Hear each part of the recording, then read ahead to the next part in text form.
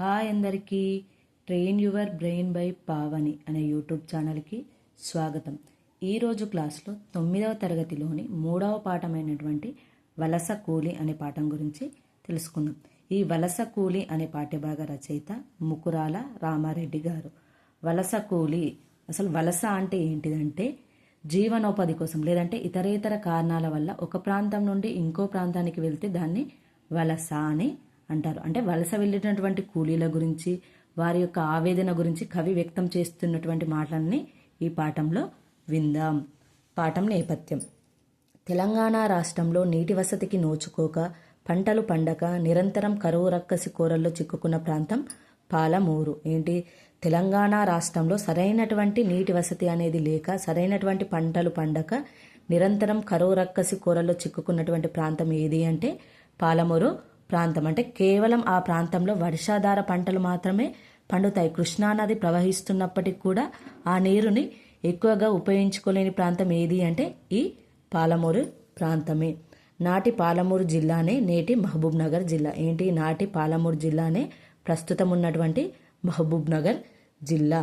బతుకు భారాన్ని మోస్తూ కాలాన్ని వెళ్ళదీయలేక బతకటానికి వలసపోవడం అక్కడి కూలీలకి పరిపాటి. అక్కడ సరైనటువంటి సదుపాయాలు అనేటివి లేక, సరైనటువంటి ఉపాధి కల్పన లేక వేరే ప్రాంతాలకి వలస అనేది వెళుతూ ఉంటారు. ఏ ప్రాంతం వారు అంటే ఈ పాలమూరు ప్రాంతం వారు వలస వెళుతూ ఉంటారు.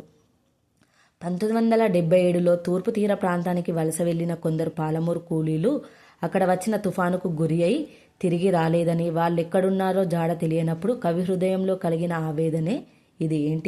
1977వ సంవత్సరంలో తూర్పు తీర ప్రాంతానికి వలస వెళ్ళినటువంటి కొందరు పాలమూరు కూలీలు అక్కడ వచ్చినటువంటి తుఫానుకి గురి అయి తిరిగి రాలేదు. వారి ఆచూకీ కూడా తెలియనప్పుడు కవి హృదయంలో కలిగిన ఆవేదనే ఇది. పాఠ్యభాగ వివరాలు: ఈ పాఠం గేయ ప్రక్రియకు చెందింది. గేయము అంటే పాడుకోవడానికి వీలుగా ఉన్నదే గేయము. లయాత్మకంగా ఉండి ఆలపించేందుకు వీలుగా ఉండేదే గేయం. గేయం అనేది ఎలా ఉంటుంది? లయాత్మకంగా ఉండి ఆలపించేటందుకు వీలుగా ఉంటుంది. ఇది పల్లవి చరణాలతో కూడి ఉంటుంది. గేయంలో పల్లవి చరణాలు అనేటివి ఉంటాయి. పల్లవి మాత్రం పునరావృతం అనేది అవుతుంది. పల్లవి చరణాలు అనేటివి ఉంటాయి, మళ్ళీ చరణం తర్వాత పల్లవి అనేది పునరావృతం అనేది అవుతుంది. సంగీత సాహిత్యాల మేళవింపే గేయం. సంగీతము సాహిత్యం ఈ రెండిటి కలయికయే గేయము.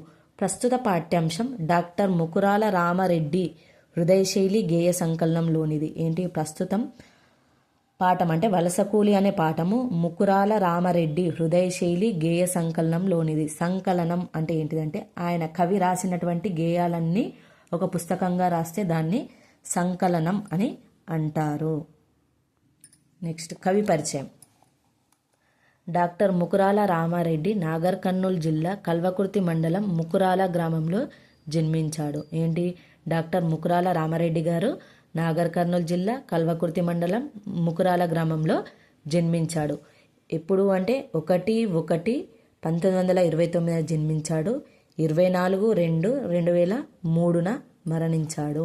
ఈయన సమకాలీన అంశాలను ప్రతిబింబించే కవితలు, పద్యాలు, పాటలు, కథలు, వ్యాసాలు రాశాడు.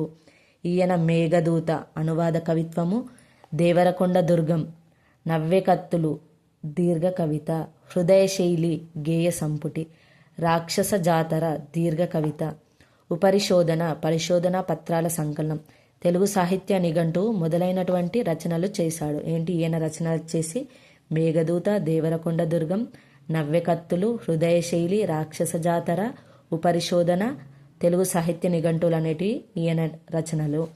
ప్రాచీన తెలుగు కవిత్వంలో కవితాత్మక భావపరిణామం అనే అంశంపై పరిశోధనా గ్రంథం సమర్పించి డాక్టరేట్ పొందాడు. ప్రాచీన తెలుగు కవిత్వంలో కవితాత్మక భావపరిణామం అనే అంశంపై పరిశోధనా గ్రంథం సమర్పించి డాక్టరేట్ని పొందాడు.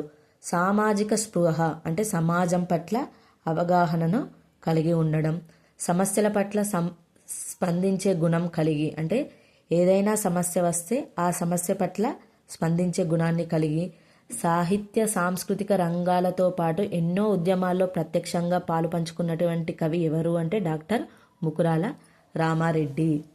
ఇతని వీడి జోడు కథకు కృష్ణాపత్రిక వాళ్ళు ద్వితీయ బహుమతిని ఇవ్వగా, ఆకాశవాణి ఢిల్లీ వారు ఆంధ్రప్రదేశ్ నుండి 1976లో జాతీయ కవిగా గుర్తింపునిచ్చి సన్మానం చేశారు. ఏంటిది? ఇతని వీడి జోడు కథకు కృష్ణాపత్రిక వాళ్ళు 2వ బహుమతిని ఇవ్వగా, అలాగే ఆకాశవాణి ఢిల్లీ వారు ఆంధ్రప్రదేశ్ నుండి 1976లో జాతీయ కవిగా గుర్తింపునిచ్చి సన్మానం చేశారు. రేపటి వీడియోలో మళ్ళీ కలుద్దాం. నా వీడియోని లైక్, షేర్, సబ్స్క్రైబ్ చేయడం మాత్రం మర్చిపోవద్దు. ధన్యవాదములు.